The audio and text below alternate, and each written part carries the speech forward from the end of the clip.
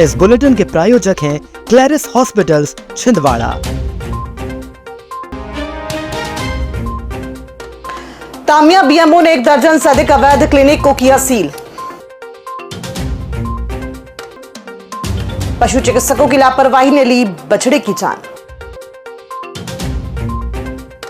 बिना जांच कर दी एफआईआर, कोर्ट ने अधिकारियों को थमाया नोटिस।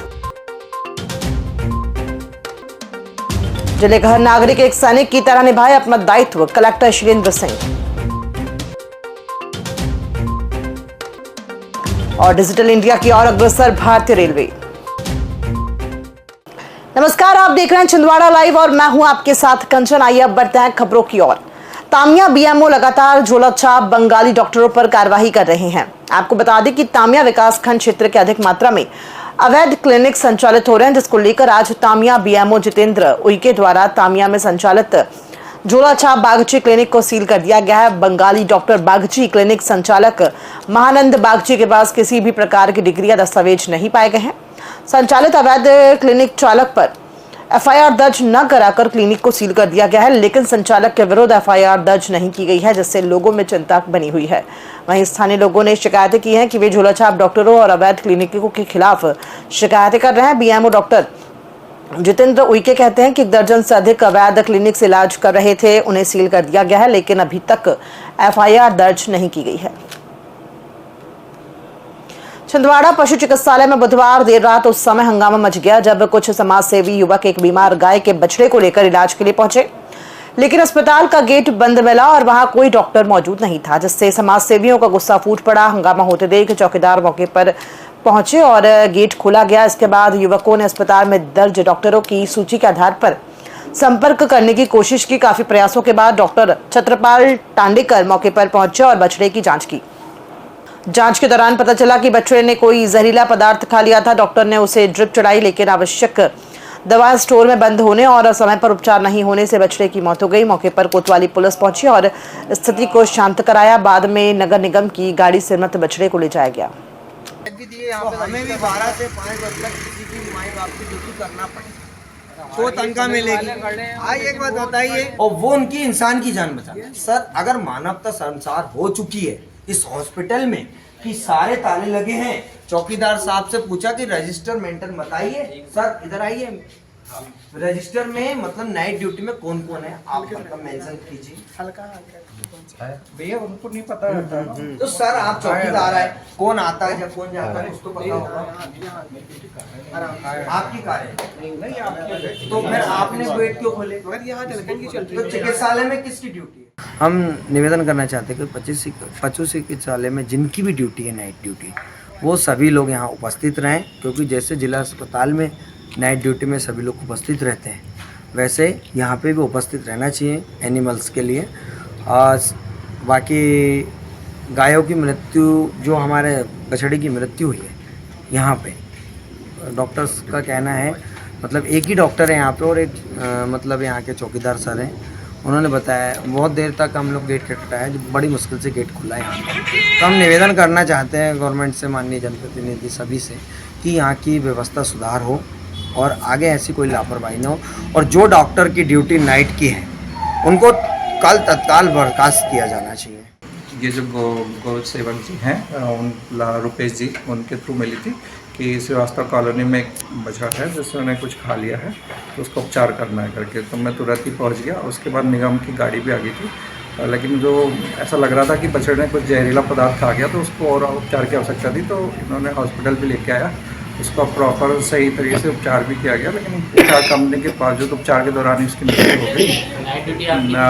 इसमें उनका थोड़ा सा रोष ये था कि नाइट के वक्त पूरा स्टाफ उपलब्ध, तो देखिए जो शासकीय उसमें है, अभी सभी को फ़ोन भी लगाया था, लेकिन अब रात के वक्त के कारण तो शायद उठाया नहीं हम लोग ने। बिना जांच किए आपराधिक प्रकरण दर्ज करने के मामले में न्यायालय ने चौरई थाना क्षेत्र के तत्कालीन थाना प्रभारी और सिवनी जिले के पुलिस अधिकारियों को मानवाधिकार उल्लंघन मामले में 10 पुलिस अधिकारियों को नोटिस जारी कर 18 जून को न्यायालय में पेश होने को कहा है। दरअसल चौरई क्षेत्र के थावरी टेका निवासी जितेंद्र ढाकरिया ने पुलिस अधिकारियों पर बिना प्राथमिक जांच के एफआईआर दर्ज करने का आरोप लगाते हुए मानवाधिकार उल्लंघन का मामला कोर्ट में दायर किया था। जितेंद्र ढाकरिया के खिलाफ उनकी पत्नी की बहन यानी साली ने छेड़छाड़ का आरोप लगाते हुए शिकायत दर्ज कराई थी। उनका आरोप था कि शिकायत पर पुलिस ने बिना किसी जांच के एफआईआर दर्ज कर ली है। जिले में वर्तमान स्थिति और आगामी त्योहारों को ध्यान में रखते हुए गुरुवार को कलेक्टर शीलेंद्र सिंह की अध्यक्षता और पुलिस अधीक्षक अजय पांडे की उपस्थिति में कलेक्टर कार्यालय के सभा कक्ष में शांति समिति की बैठक आयोजित की गई, जिसमें जिले सभी अधिकारी मौजूद रहे। बैठक में देश की वर्तमान परिस्थितियों के दृष्टिगत जिले की तैयारियों की जानकारी से अवगत कराया गया। बैठक में लिए गए महत्वपूर्ण निर्णय में वर्तमान स्थितियों के दृष्टिगत जिले के नागरिकों को सुरक्षा और शांति व्यवस्था के दृष्टिगत बैठक में निर्णय लिया गया है। गहरी क्षेत्र की दुकानों को भी रात 11:30 बजे तक बंद करना अनिवार्य रहेगा। केवल अस्पताल के आसपास के मेडिकल स्टोर और आइसक्रीम पार्लर को आधे घंटे का अतिरिक्त समय दिया गया है, लेकिन उन्हें भी रात्रि 12 बजे तक दुकानें बंद करनी होंगी। असामाजिक तत्वों की गतिविधियों को रोकने के लिए रात्रि के समय पार्कों में प्रवेश प्रतिबंधित रहेगा। साथ ही कलेक्टर शीलेंद्र सिंह ने बताया कि ऑपरेशन सिंदूर के बाद देश की वर्तमान स्थितियों के दृष्टिगत जिले में किसी आपदा की स्थिति से निपटने के लिए जिले का सिविल डिफेंस प्लान तैयार कर लिया गया है। विद्युत, स्वास्थ्य विभाग और नगर निगम सहित विभिन्न विभागों के दायित्व निर्धारित करते हुए तैयारियां करा ली गई हैं। सभी शासकीय सेवकों की छुट्टियां निरस्त कर दी गई हैं। नागपुर डिवीजन के सांसद प्रतिनिधि सत्येंद्र ठाकुर ने स्टेशन में यात्रियों को जागरूक करते हुए यूटीएस और एटीवीएम मशीन के उपयोग करने और उनके लाभ बताया। उन्होंने जानकारी देते हुए बताया कि यूटीएस ऑन मोबाइल ऐप के माध्यम से बिना लाइन लगाए घर बैठे सभी स्टेशनों के लिए अनारक्षित टिकट बुकिंग प्लेटफॉर्म टिकट की बुकिंग की सुविधा उपलब्ध कराई गई है। 3% बोनस चिल्हर समस्या से मुक्ति, यात्रियों को लाइन लगाने से मिलेगी मुक्ति और डिजिटल टिकटिंग के साथ साथ क्यूआर कोड से भुगतान को बढ़ावा दिया जा रहा है। इस अवसर पर सांसद प्रतिनिधि Satyendra Thakur, DRUCC member Mona Raghuvanshi, station प्रबंधक Hemraj Meena, CI Surjeet Kumar, chief commercial clerk Rajni Verma उपस्थित रहे। आपकी रेलवे भी अब डिजिटल पेमेंट के जरिए डिजिटल इंडिया को बढ़ावा दे रहा है। इसी तारतम्य में आज छिंदवाड़ा रेलवे स्टेशन में एक जागरूकता अभियान चलाया गया। इसका मुख्य उद्देश्य ये है कि अब लोगों को, यात्रियों को लाइन में लगकर अपना काफ़ी समय स्टेशन में बर्बाद करना पड़ता था, परेशानियों का सामना करना पड़ता था। उससे अब यूटीएस ऐप के जरिए रेल यात्रियों को रेलवे द्वारा एक विशेष सुविधा प्रदान की जा रही है। अगर यात्री यूटीएस के माध्यम से अपनी टिकट बुक करते हैं तो उन्हें 3% का बोनस रेलवे द्वारा रिटर्न प्राप्त होगा। इससे उनका समय भी बचेगा और यात्रियों के पैसे में भी बचत होगी और क्यूआर कोड के जरिए भी वो अपना डिजिटल पेमेंट कर सकते हैं।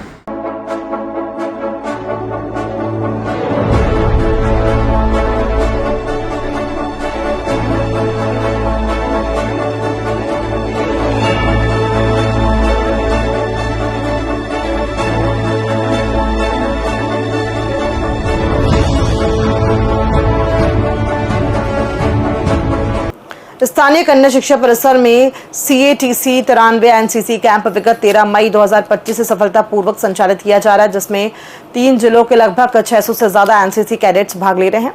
एनसीसी के संयुक्त शिविर में कैडेट्स को प्रतिदिन कठोर अनुशासन और ट्रेनिंग देकर फ्यूचर रेडी किया जा रहा है। कैंप में भाग ले रहे एनसीसी कैडेट्स को विषय विशेषज्ञों द्वारा महत्वपूर्ण प्रासंगिक विषयों पर व्याख्यान आयोजित करके और डेमोन्स्ट्रेशन करके व्यावहारिक ज्ञान प्रदान किया जा रहा है। इसी क्रम में आज एनसीसी कैडेट को ड्रिल अभ्यास सहित पीटी करवाई गई और कैडेट्स को हेल्थ हाइजीन के महत्वपूर्ण विषयों पर स्वास्थ्य विभाग द्वारा संबोधन दिया गया। शिविर में camp adjutant lieutenant doctor Shekhar Brahmane, NCC अधिकारी लेफ्टिनेंट रघुवीर Uikey, lieutenant Arvind Dhruve, lieutenant Pawan Wasnik, third officer Mukesh Kurmeti, first officer Anil Rajput उपस्थित रहे। हाँ, एक चीज़ हमारे सर ने बहुत अच्छी बताई मुझे कि जिसके पास लाइसेंस नहीं है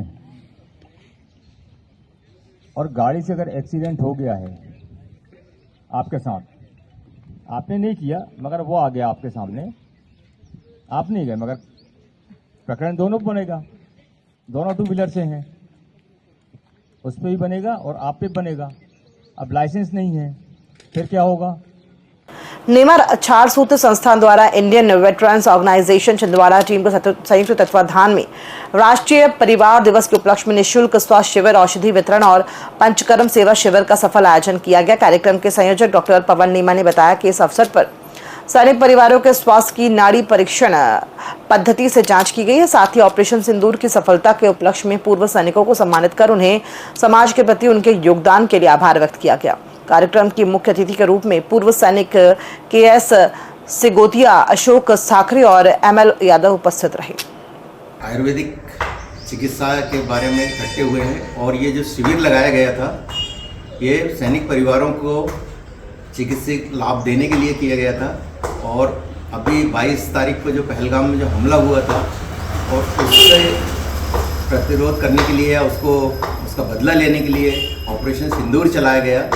तो उसमें जो शहीद हुए हैं उनकी याद में भी यहाँ हम लोग इकट्ठे होकर आज उन्हें श्रद्धांजलि दिए।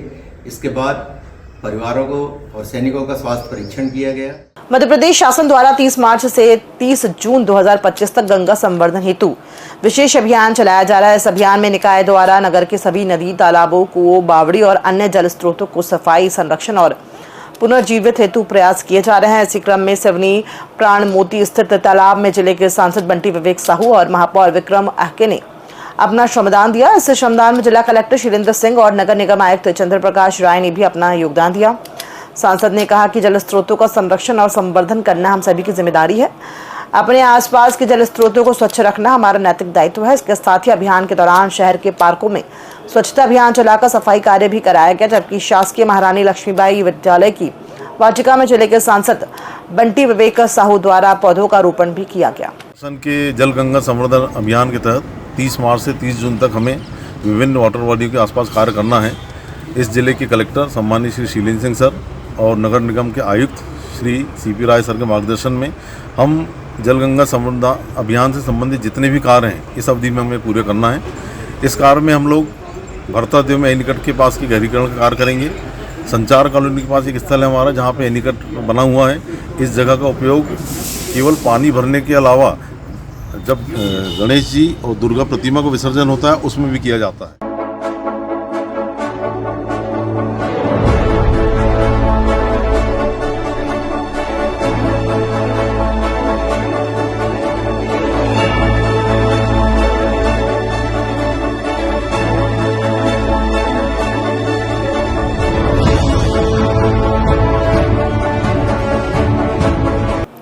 बुधवार को स्थानीय हिंदी प्रचारणी के सभागार में जिले के वरिष्ठ शायर सलीम कुरैशी जुन्नार देवी की किताब रेत की दीवार का विमोचन कार्यक्रम संपन्न हुआ। इस संदर्भ में अधिक जानकारी देते हुए जिले की रचनाकार सुवर्णा शेखर ने बताया कि सलीम कुरैशी जुन्नार देवी जो कि हमारे जिले की धरोहर है और साहित्य जगत के वटवृक्ष के रूप में अपने जीवन को समर्पित करने वाले व्यक्तित्व हैं। उनकी नवकृति रेत की दीवार इनके द्वारा रचित गजलों, नज्मों और कतात का संग्रह है। आयोजित कार्यक्रम में जिले के साहित्य और कला प्रेमी की उपस्थिति के साथ साथ जुन्नार देवी के परिवारजन भी उपस्थित रहे। वो पशेमा है बहुत मुझसे मोहब्बत करके, मुझको ये बात समझने में बहुत देर लगी। वो पशेमा है बहुत मुझसे मोहब्बत करके, मुझको ये बात समझने में बहुत देर लगी। क्यों थी माथे पे शिकन जुल्फ़े परीशा जैसे, क्यों थी माथे पे शिकन जुल्फ़े परीशा जैसे, उनकी हर बात समझने में बहुत देर लगी। और आज अपने भी हुए वक्त और मौसम की तरह, आज अपने भी हुए वक्त और मौसम की तरह नब्ज़े हालात समझने में बहुत देर लगी। नब्ज़े हालात समझने में बहुत देर लगी।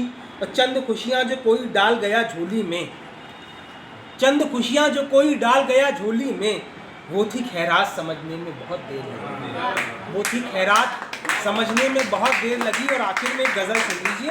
और ऐसी गज़लें हमने उनसे सुनी है जिनका आनंद अभी आपने राकेश राज के माध्यम से भी लिया है।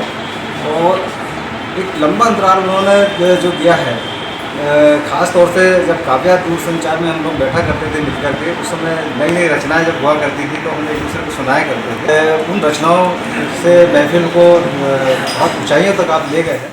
सलीम कुरैशी जुन्नार देवी जी के गज़ल संग्रह रेत की दीवार का आज हिंदी विचारणी समिति में विमोचन किया गया। ये विमोचन जिले के संस्कृतिकर्मी प्रोफेसर डॉक्टर लक्ष्मीचंद जी और आकाशवाणी के उद्घोषक कवि लेखक श्री अवधेश तिवारी जी के हाथों संपन्न हुआ। इस कार्यक्रम में जिले भर के गणमान्य नागरिक और साहित्य प्रेमी उपस्थित हुए। खबरों में फिलहाल इतना ही। दीजिए इजाजत। नमस्कार।